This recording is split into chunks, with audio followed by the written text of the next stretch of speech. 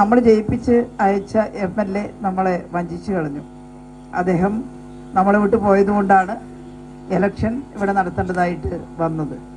പക്ഷെ ഉപതെരഞ്ഞെടുപ്പ് ഉണ്ടായപ്പോൾ നമ്മൾ പറയുന്നു, കഴിഞ്ഞ തവണ ഇടതുപക്ഷ ജനാധിപത്യ മുന്നണിയെ വിജയിപ്പിച്ചതുപോലെ തന്നെ ഇത്തവണയും നമ്മൾ നിലമ്പൂരുകാർ ഇടതുപക്ഷ ജനാധിപത്യ മുന്നണിയെ വമ്പിച്ച ഭൂരിപക്ഷത്തിൽ വിജയിപ്പിക്കും എന്ന്. നമുക്കൊരു നല്ല സ്ഥാനാർത്ഥിയെയും കിട്ടിയിട്ടുണ്ട്. സ്വരാജിനെ ഞാൻ പ്രത്യേകിച്ച് പറഞ്ഞ് പരിചയപ്പെടുത്തേണ്ട കാര്യമില്ല. സ്വരാജ് നമ്മുടെ ചെറുപ്പക്കാരുടെ കൂട്ടത്തിൽ നന്നായിട്ട് വായിക്കുകയും പഠിക്കുകയും വായിച്ചറിഞ്ഞ വിവരങ്ങൾ ഈ നാടിൻ്റെ മാറ്റത്തിന് വേണ്ടി പ്രായോഗികമാക്കാൻ വേണ്ടി പ്രവർത്തിക്കുകയും ചെയ്യുന്ന നല്ല ഒരു രാഷ്ട്രീയ സാമൂഹ്യ പ്രവർത്തകനാണ് അദ്ദേഹം. ഈ മണ്ഡലത്തിൽ നിന്നും തിരഞ്ഞെടുക്കപ്പെട്ടാൽ നിലമ്പൂരിന് വലിയ മാറ്റമുണ്ടാകും എന്ന കാര്യത്തിൽ ഒരു സംശയവുമില്ല. നമ്മുടെ നിയോജക മണ്ഡലം തെരഞ്ഞെടുപ്പ് കൺവെൻഷനിൽ ബഹുമാനപ്പെട്ട മുഖ്യമന്ത്രി പറഞ്ഞു, ഞങ്ങളെല്ലാം കൂടി സ്വരാജിനെ തെരഞ്ഞെടുത്ത് അയക്കുക, ഞങ്ങളവിടെ സ്വരാജിനെ കാത്തിരിക്കുകയാണ്, ബാക്കി കാര്യങ്ങളെല്ലാം ഞങ്ങൾ ഏറ്റുവന്നാണ്.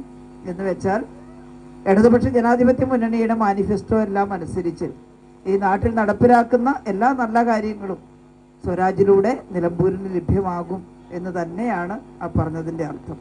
കുറേ കാര്യങ്ങൾ ഇവിടെ LDF ഗവൺമെൻറ് ചെയ്തിട്ടുണ്ട്. എന്നാൽ അത് മാത്രമല്ല, സ്വരാജിൻ്റെ പ്രത്യേക ഇടപെടൽ കൂടി ഉണ്ടാകുമ്പോൾ കുറേ കൂടി നിലമ്പൂരിന് വികസിതമാകാൻ സാധിക്കുമെന്നതാണ് വസ്തുത. നമ്മൾ സാധാരണ തെരഞ്ഞെടുപ്പ് വരുമ്പോൾ ചിലരെങ്കിലും പറയുന്നൊരു വർത്തമാനമുണ്ട്, എല്ലാം കണക്കാന്ന. നിങ്ങൾ ആര് ജയിച്ചാലും ഞങ്ങൾക്കെല്ലാം ഒരുപോലെയാണ്, ഞങ്ങൾ അധ്വാനിച്ചിട്ടുണ്ട്, ഞങ്ങൾക്ക് ജീവിക്കാൻ. അല്ലാതെ ഇടതുപക്ഷത്തിന് എന്താ പ്രത്യേകത എന്നൊക്കെ ചോദിക്കുന്നവരുണ്ട്. പക്ഷേ നമുക്ക് ഇന്ത്യയെക്കുറിച്ച് ചിന്തിക്കുമ്പോൾ, ഇന്ത്യയിലെ മറ്റെല്ലാ സംസ്ഥാനങ്ങളെക്കുറിച്ചും ആലോചിക്കുമ്പോൾ കേരളത്തിനുണ്ടായിട്ടുള്ള മാറ്റം കാണാതിരിക്കാൻ കഴിയില്ല. വമ്പിച്ച മാറ്റമാണ് ഉണ്ടായത്. ചിലർ പറയും ത്രിപുരയിലും ബംഗാളിലും ഒക്കെ ഇടതുപക്ഷം ഭരിച്ചിട്ടില്ലേ? ഉണ്ട്, അവിടെ നല്ല മാറ്റം ഉണ്ടായിരുന്നു. ബംഗാളിലൊക്കെ ഇടതുപക്ഷം ഭരിക്കുന്ന സമയത്ത് ബംഗാള് കൊടും പട്ടിണിയുടെ സംസ്ഥാനമായിരുന്നു. ഗ്രേറ്റ് ബംഗാൾ ഫാമിൻ എന്ന് കുട്ടികൾ ചരിത്രത്തിൽ പഠിച്ചിട്ടുണ്ട്. ആ കൊടും ദാരിദ്ര്യം മാറ്റി ചെറിയ ചെറിയ കുടിൽ വ്യവസായങ്ങളൊക്കെ തുടങ്ങി ജനങ്ങൾക്ക് ഇത്തിരി തൊഴിലും കൂലിയും ഒക്കെ കിട്ടുന്ന ഒരു അവസ്ഥയിലേക്ക് എത്തിക്കാൻ സാധിച്ചിരുന്നു അന്ന്. പക്ഷേ അത് അട്ടിമറിക്കപ്പെട്ടു. അട്ടിമറിക്കപ്പെട്ടതിന് ശേഷമാണ് സാധാരണക്കാരതിൻ്റെ നഷ്ടം മനസ്സിലാക്കി തുടങ്ങിയത്. ഞാൻ ചെറിയ സമയത്തിലുള്ള പ്രസംഗമായതുകൊണ്ട് അതിൻ്റെ വിശദാംശത്തിലേക്ക് പോകുന്നില്ല.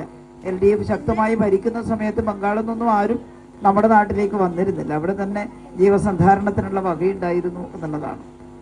ത്രിപുരയും അങ്ങനെ തന്നെയാണ്. സമാധാനം ഇല്ലാത്ത അതിർത്തി പ്രദേശമായിരുന്നു ത്രിപുരയുടേത്. പക്ഷേ ഇടതുപക്ഷം വന്നപ്പോൾ അവിടുത്തെ ത്രിപുരയിലെ ഗിരിവർഗ വിഭാഗങ്ങൾക്ക് പ്രത്യേക സ്വയംഭരണ കൗൺസിലൊക്കെ അനുവദിച്ച് അവരുടെ പ്രശ്നങ്ങൾ പരിഹരിച്ച് അവിടെ ആശുപത്രികളും സ്കൂളുകളൊക്കെ ഉണ്ടാക്കി അവരുടെ പ്രശ്നങ്ങൾ പരിഹരിച്ചിരുന്നു. അവിടെയും വലിയ അതിക്രമങ്ങളിലൂടെയാണ്, നുണപ്രചരണങ്ങളിലൂടെയാണ് ഇടതുപക്ഷത്തെ അട്ടിമറിച്ചത്.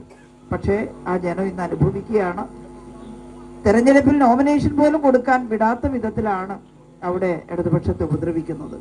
എന്നാൽ കേരളം തുടക്കത്തിലെ ഇടതുപക്ഷത്തിന്റെ ശക്തി കേന്ദ്രമായി നിലനിന്നിട്ടുണ്ട്. നമ്മൾ എന്ത് വില കൊടുത്തും ഇവിടുത്തെ ഇടതുപക്ഷ പ്രസ്ഥാനത്തെയും ഇടതുപക്ഷ ജനാധിപത്യ മുന്നണിയെയും സംരക്ഷിക്കണം എന്നുള്ളതാണ് കേരളം നമ്മെ ഓർമ്മിപ്പിക്കുന്നത്. എന്തുകൊണ്ടാത് നോക്കൂ, ജീവിത നിലവാരത്തിൽ ഏറ്റവും ഉയർന്ന സംസ്ഥാനമാണ് കേരളം. ലോകത്തിലെ ഹ്യൂമൻ റൈറ്റ്സ് വാച്ചൊക്കെ പോലുള്ള ചില സംഘടനകൾ അതിദാരിദ്ര്യത്തിന്റെ കണക്കെടുത്തപ്പോൾ ഇന്ത്യയുടെ എല്ലാ സംസ്ഥാനങ്ങളിലും പോയി. ഉത്തർപ്രദേശിലും ബീഹാറിലും അതിദാരിദ്ര്യത്തിന്റെ കണക്ക് 100 ആളെ എടുത്താൽ 30 പേർ ഒരു നേരത്തെ ആഹാരം കഴിക്കാനില്ലാത്തവരാണ് എന്നാണ്. അതേ ഏജൻസികൾ ഇവിടെ കണക്കെടുത്താൽ കേരളത്തിൽ 100 ആളുകളെ എടുക്കുമ്പോൾ ഒരാൾ പോലും ഒരു നേരം ആഹാരം കഴിക്കാനില്ലാത്തവരായിട്ട് ഇല്ല. 0.7% അതിദാരിദ്ര്യ എക്സ്ട്രീം പോവർട്ടിയുടെ കണക്ക്. നമ്മുടെ ഗവൺമെൻറ് പറഞ്ഞു അതും പാടില്ല കേരളത്തിൽ. അതുകൊണ്ട് 2025 നവംബർ 1 അതിദരിദ്രരില്ലാത്ത കേരളം എന്ന് വെച്ചാൽ ആ ദാരിദ്ര്യവും കൂടി പരിഹരിച്ച് നമ്മൾ മുന്നോട്ട് പോകും. അതോടുകൂടി കേരളത്തിൻ്റെ എല്ലാ പ്രശ്നവും പരിഹരിക്കപ്പെട്ടു എന്നുള്ളതല്ല. ഇതൊരു സോഷ്യലിസ്റ്റ് സമൂഹമൊന്നും ആയിട്ടില്ല. സോഷ്യലിസ്റ്റ് രീതിയിലുള്ള ഭരണപരിഷ്കാരങ്ങൾ ഇടതുപക്ഷം ആവിഷ്കരിച്ചതുകൊണ്ട് ഒട്ടേറെ ജീവിത പ്രശ്നങ്ങൾ പരിഹരിക്കാൻ കഴിഞ്ഞു എന്നതാണ് പറയുന്നത്. സോഷ്യലിസമാണ് ഇടതുപക്ഷത്തിൻ്റെ ലക്ഷ്യം.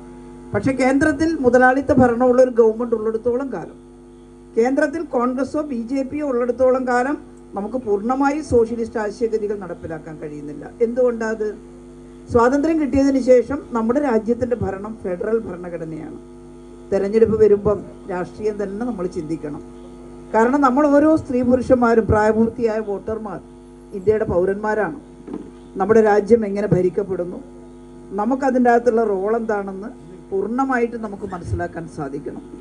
ഫെഡറൽ ഭരണഘടനയെ അംഗീകരിച്ചപ്പോൾ ശക്തമായ കേന്ദ്രവും ശക്തമായ സംസ്ഥാനങ്ങളും എന്നാണ് നമ്മൾ ഉദ്ദേശിച്ചത്. നമുക്ക് സംസ്ഥാനങ്ങൾക്ക് ഇവിടെയുള്ള നികുതിയാണല്ലോ ഗവൺമെൻറ്റിൻ്റെ പ്രധാന വരുമാനം. ഇവിടെയുള്ള നികുതിയെല്ലാം ഇവിടെ പിരിച്ചെടുത്ത് സംസ്ഥാനങ്ങൾക്ക് ഇവിടെ ചെലവഴിക്കാൻ അധികാരമില്ല. കേരളത്തിനുമില്ല, ബംഗാളിനുമില്ല, തമിഴ്നാട്ടിനുമില്ല, കർണാടകത്തിനുമില്ല. നികുതി കേന്ദ്രത്തിലേക്ക് പോവുകയും കേന്ദ്ര ഗവൺമെൻറ് സംസ്ഥാനങ്ങൾക്കുള്ള വിഹിതമായി, അത് പദ്ധതി വിഹിതമാകാം, ചില മിഷനുകൾക്കുള്ള വിഹിതമാകാം, ടാക്സ് ഷെയർ ആകാം, ആ രീതിയിൽ ആ തിരിച്ചു തരുന്ന കാശ് കൊണ്ട് സംസ്ഥാനങ്ങൾ ഭരിക്കണം.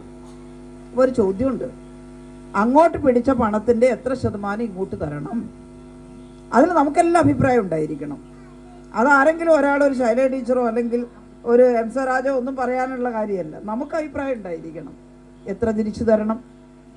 അങ്ങോട്ട് പിടിച്ചതിൻ്റെ 70% തിരിച്ചു തന്നാലേ സംസ്ഥാനത്തിന് അതിൻ്റെ ചെലവുകൾ നിർവഹിക്കാൻ സാധിക്കൂ. നോക്കൂ, 4-5 മാസം പെൻഷൻ കുടിശ്ശികയായി പോയില്ലേ കേരളത്തിൽ? അപ്പോൾ ചിലർ പറഞ്ഞു, നിങ്ങൾ പെൻഷൻ കുടിശ്ശികയാക്കി, നിങ്ങൾ വലിയ വലിയ റോഡുകൾ ഉണ്ടാക്കുന്നു, നിങ്ങൾ വിഴിഞ്ഞം പദ്ധതി ഉണ്ടാക്കുന്നു, പക്ഷേ പാവപ്പെട്ടവരുടെ പെൻഷൻ നിങ്ങൾ പിടിച്ചു വെച്ചിരിക്കുന്നു എന്നെല്ലാം പറഞ്ഞില്ലേ? പെൻഷൻ കുടിശ്ശികയായത് എന്തുകൊണ്ടാണ്? എൻ്റെ നാട്ടിൽ, എൻ്റെ വീട്ടിൻ്റെ അടുത്തുള്ള ഒരു കല്യാണിയെടുത്തിയോട് ഒരു കോൺഗ്രസ്സുകാരൻ വന്നിട്ട് പറഞ്ഞു, കല്യാണിയെടുത്തി പെൻഷൻ കിട്ടിയാ? എൻ്റെ മോനെ 2-3 മാസമായി കിട്ടാത്തത്.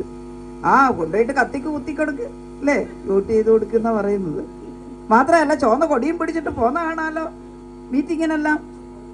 അപ്പോൾ കല്യാണിയെടുത്തേക്ക് ദേഷ്യം വന്നിട്ട് പറഞ്ഞു, നിന്റെ പിത്തലാട്ടമൊന്നും തന്നെ, പിത്തലാട്ടം എന്ന് പറഞ്ഞാൽ നിന്റെ സൂത്രവേല അല്ലേ, ഇന്ന് എൻ്റെ അടുത്ത് വേണ്ട കേട്ടോ. ഇടതുപക്ഷമാണ് പെൻഷൻ പദ്ധതി കൊണ്ടുവന്നത്, ഇടതുപക്ഷമാണ് കുറേശ്ശെയായി പെൻഷൻ വർദ്ധിപ്പിച്ച് 1600 ആക്കിയത്. ഇടതുപക്ഷ ഗവൺമെൻറ് നിലനിന്നാലേ ആ പെൻഷൻ പദ്ധതി ഉണ്ടാവും. നിന്നെ വിശ്വസിച്ച് ഇടതുപക്ഷത്തെ വിട്ട് നിന്റെ കൂടെ വന്നാൽ, നിന്റെ ഗവൺമെൻറ് വന്നാൽ ഈ പെൻഷൻ പദ്ധതി തന്നെ നീ അട്ടിമറിച്ച് കളയും. അതുകൊണ്ട് നിന്റെ ഗവൺമെൻറ് തരും. കേന്ദ്രത്തിന് പൈസ കിട്ടാത്തതുകൊണ്ടാണ് താമസിച്ചത്. അത് കിട്ടാൻ വേണ്ടി ശ്രമിക്കുന്നുണ്ട്.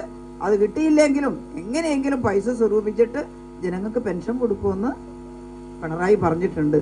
ഇതെല്ലാവർക്കും ഒന്നും പറയാൻ കഴിയില്ല. ഈ കല്യാണിയെടുത്ത് ഇടക്കിടക്ക് മീറ്റിങ്ങിനെല്ലാം പോയി കാര്യങ്ങൾ ഗ്രഹിക്കുന്ന ആളായതുകൊണ്ടാണ്. ചിലർക്ക് ദേഷ്യം വരും, എന്താ ഇപ്പം നമ്മളല്ലേ ഭരിക്കുന്നത്. എന്നോട് ചിലർ ചോദിച്ചു, വലിയ റോഡ് ഉണ്ടാക്കാൻ 20 കോടി പാസ്സാക്കിയല്ലോ നാട്ടിൽ, അതിനകത്ത് കുറച്ചെടുത്തിട്ട് പെൻഷൻ തന്നൂടെ? അത് പറ്റില്ല. കാരണം ഈ റോഡ് ഉണ്ടാക്കാനൊന്നും കേന്ദ്രം പൈസ തരുന്നില്ല. എപ്പോഴും തരുന്ന ഈ നമ്മൾ ടാക്സ് ഷെയർ തരുന്നത് 70% പോയിട്ട് 50% ഇല്ല.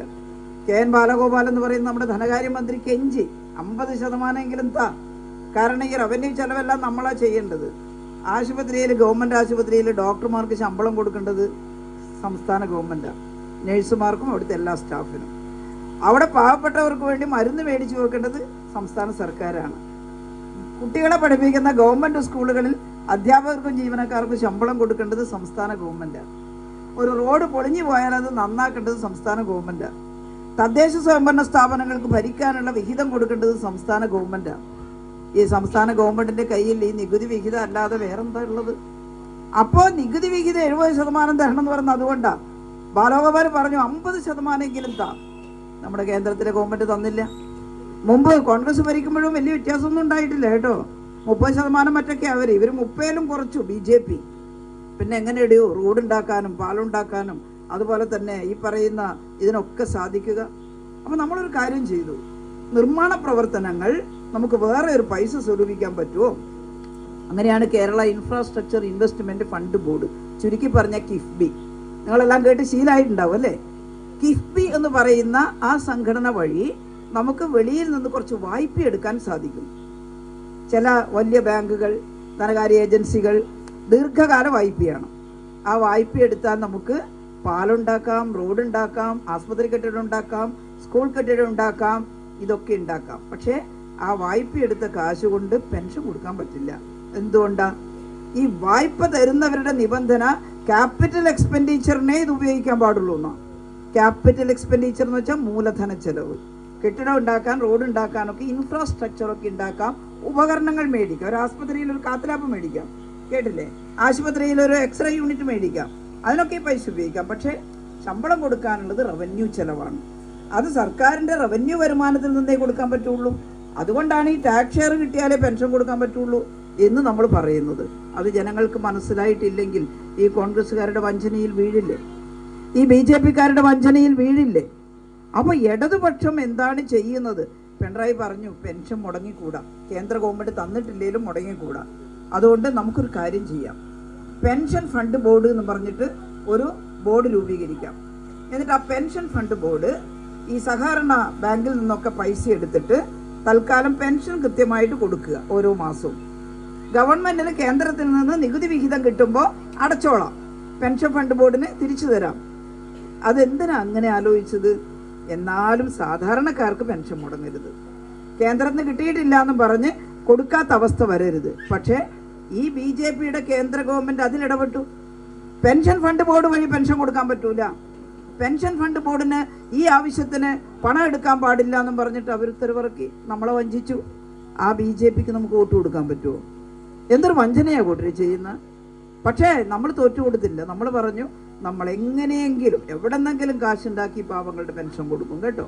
അപ്പോൾ പൈസ ഉണ്ടായിട്ട് മാത്രമല്ല, നല്ല ബുദ്ധിമുട്ടിയിട്ടാണ് ഇപ്പം പെൻഷൻ കുടിശ്ശിക കൊടുക്കാൻ തീരുമാനിച്ചത്. ഇവിടെ സാക്കൾ പറഞ്ഞിട്ടുണ്ടാവും, ആ കുടിശ്ശിക 3 മാസത്തെ കൊടുക്കാൻ തീരുമാനിച്ചപ്പോൾ നമ്മുടെ KC വേണുഗോപാൽ അല്ലേ ഇവിടെ പറഞ്ഞില്ലേ, എന്താ പറഞ്ഞത്?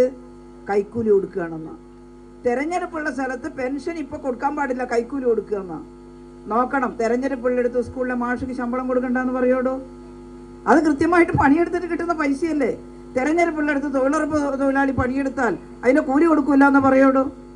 അത് നമുക്ക് പണിയെടുത്താൽ കിട്ടുന്നതല്ലേ, അതെങ്ങനെയാണ് കൈക്കൂലിയാവുക?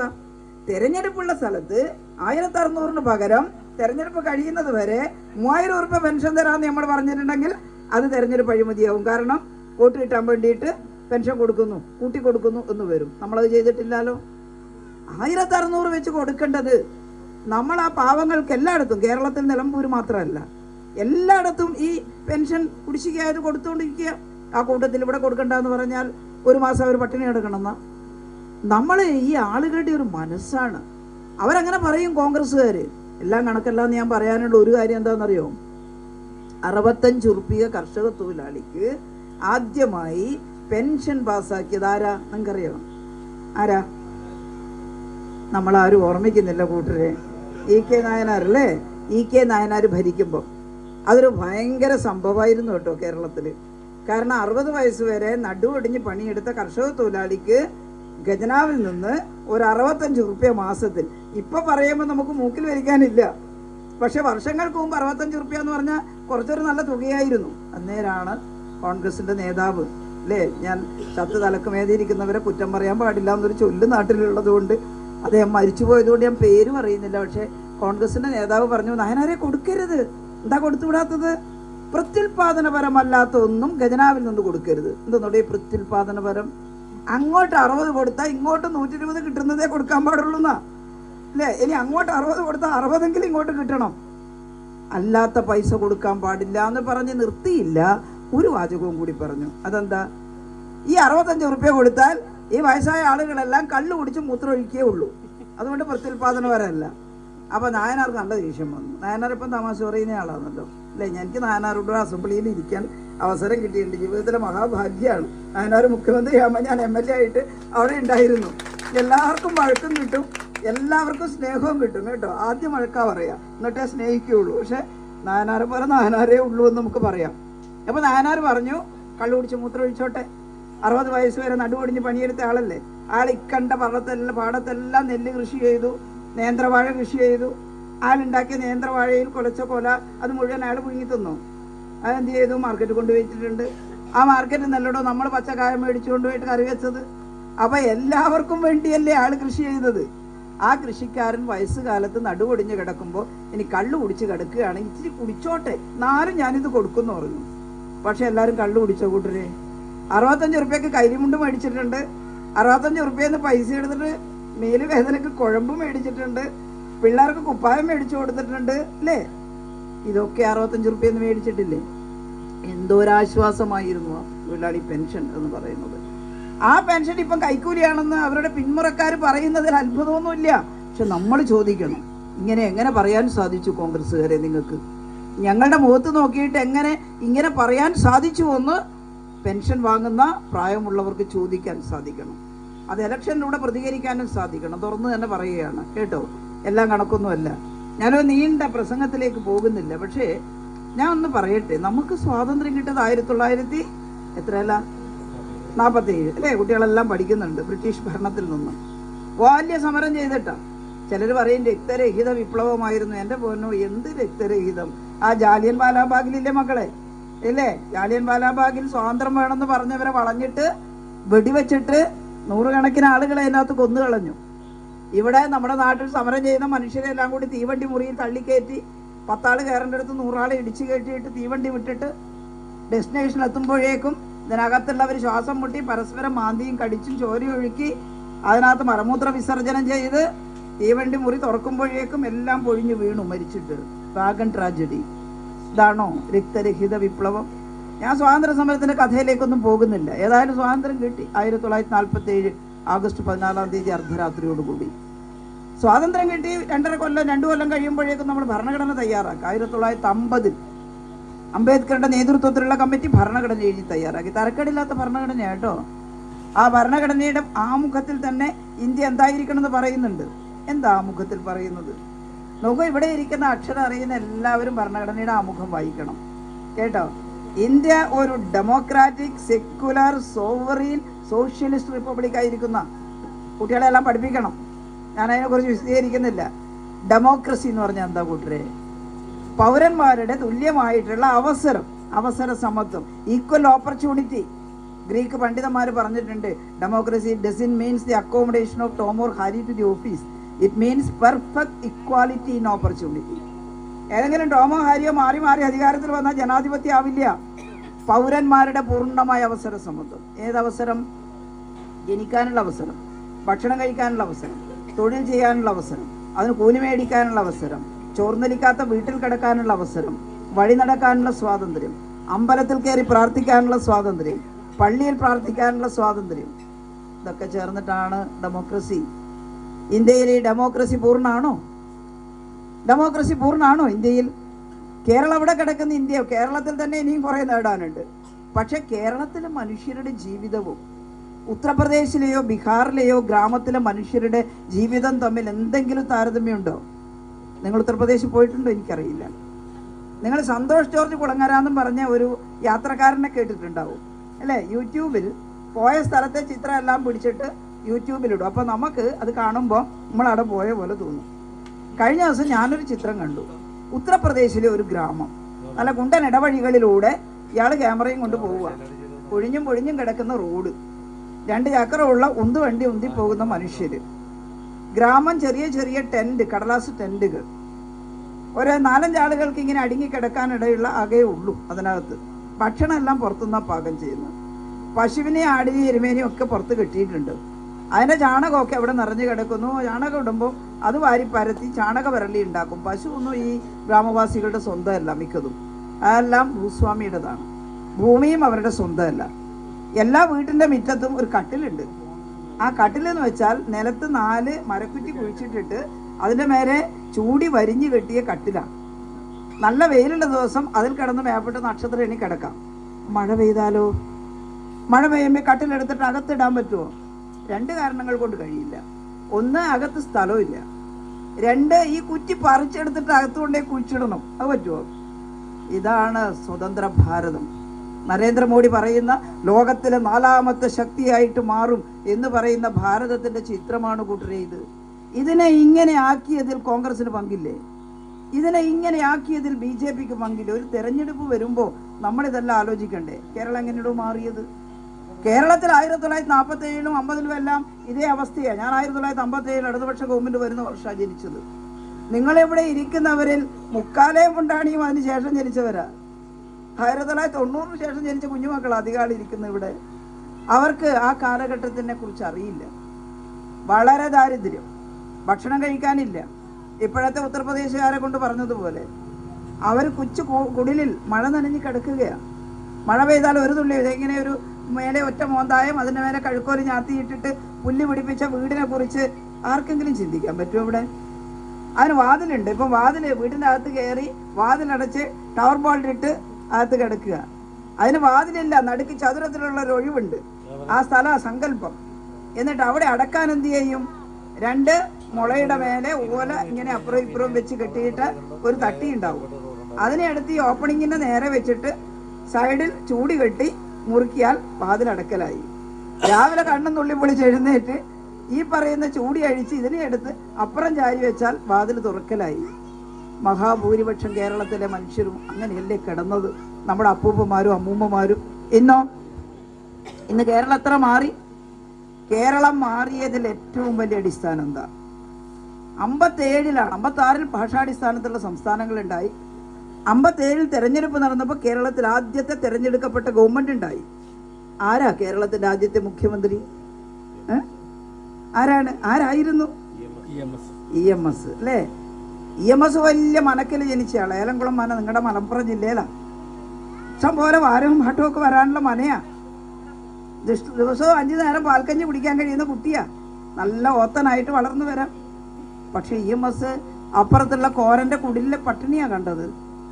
രാപ്പകലില്ലാത്ത പറമ്പത്ത് പണിയെടുത്താലും അവനുണ്ടാക്കുന്ന നെല്ലിൽ 1 മാസം കഞ്ഞി കുടിക്കാനുള്ളത് അവന് കിട്ടുന്നില്ല. അതെല്ലാം തമ്പരാക്കന്മാർ കൊണ്ടുവന്ന് പത്തായം നിറക്കുമ്പോൾ കാർന്നോരോട് ചോദിച്ചു, അമ്മാവാ അവിടെ കോരന്റെ കുടിലിൽ പട്ടിണിയാ, നീ മിണ്ടരുത്, നിന്നോട് ആര് പറഞ്ഞു അവിടെ എത്തി നോക്കാൻ അല്ലേ? ആ കുട്ടി വലുതായപ്പോൾ കമ്മ്യൂണിസ്റ്റായി, ആ കുട്ടി സോഷ്യലിസ്റ്റായി. ആ കുട്ടി നല്ല മനസ്സിൽ സോഷ്യലിസവും കമ്മ്യൂണിസവും പറഞ്ഞ കുട്ടി കമ്മ്യൂണിസ്റ്റ് പാർട്ടിയുടെ നേതാവായി. ജനങ്ങളെ സംഘടിപ്പിച്ചു, ജന്മിമാർക്കെതിരെ സമരം ചെയ്തു. എന്നിട്ട് അവസാനം 57-ൽ കമ്മ്യൂണിസ്റ്റ് പാർട്ടി അധികാരത്തിൽ വന്നപ്പോൾ കേരളത്തിന്റെ മുഖ്യമന്ത്രിയായി. മുഖ്യമന്ത്രിയായപ്പോൾ എന്ത് ചെയ്തു? അദ്ദേഹം സത്യപ്രതിജ്ഞ ചെയ്ത് 6-ാമത്തെ ദിവസം ഒരു ഓർഡിനൻസ് ഇറക്കി. അസംബ്ലിയിൽ ബില്ല് നിയമമാക്കാൻ താമസം നേരിടുന്നുള്ളത് കൊണ്ട് വളരെ പെട്ടെന്ന് എന്താ ordinance? Stay of eviction ordinance, കുടിയൊഴിപ്പിക്കൽ തടയുന്ന നിയമം എന്ന് പറഞ്ഞാൽ ഒന്നും മനസ്സിലാവില്ല. ഇതാരുടെ വീടാന്ന് എനിക്കറിയില്ല. ഈ വീട്ടിനകത്ത് ഉള്ള ആളെ ഇന്ന് രാത്രി വന്നിട്ട് ഈ പറമ്പിന്റെ ഉടമ വന്നിട്ട് നീ ഇപ്പം ഇറങ്ങിക്കൊള്ളണം രാമകൃഷ്ണ എന്ന് പറഞ്ഞാൽ ഇറങ്ങേണ്ടി വരുമോ? ഇറങ്ങണോ? ഈ പറമ്പിന്റെ ഉടമ ആരാ? വീട്ടുകാർ തന്നെയാണ് അല്ലേ? ഇതിന്റെ രേഖ വീട്ടിലുണ്ട്. 5 സെന്റെങ്കിൽ 5 സെന്റ് വളച്ചു കെട്ടി നമ്മൾ പറഞ്ഞിട്ടുണ്ട്, ഇതാണ് അതിര്, ഇതെന്റെ വീടാണ്. അത് കോടതിയിൽ കൊണ്ടുപോയാൽ മൂല്യമുള്ള രേഖയാണ്. എന്നാൽ 57-ൽ നമ്മുടെ ഗവൺമെന്റ് വരുമ്പോൾ മഹാഭൂരിപക്ഷം മനുഷ്യരും കുടില് കെട്ടി താമസിക്കുന്നവർക്ക് ഇന്ന് ഉത്തർപ്രദേശിലെ ഗ്രാമീണരെ പോലെ ആ പറമ്പിന്റെ രേഖയില്ല. അതുകൊണ്ട് അവിടെ നിന്ന് അടിച്ചിറക്കിയാൽ കോടതി പോകാൻ പറ്റില്ല. പറമ്പ് അവരുടേതല്ല, അവരെയാണ് നിങ്ങൾ കാലൂന്നി നിൽക്കുന്ന മണ്ണിൽ നിന്ന് ഇറങ്ങേണ്ടതില്ല എന്ന് നിയമം മൂലം ഇടതുപക്ഷം പറഞ്ഞത്. അപ്പൊ നിവർന്നു നിന്നു അന്തസ്സോടെ. അതാണ് മനുഷ്യന്റെ അന്തസ്സിന്റെ ആദ്യത്തെ പടവ്.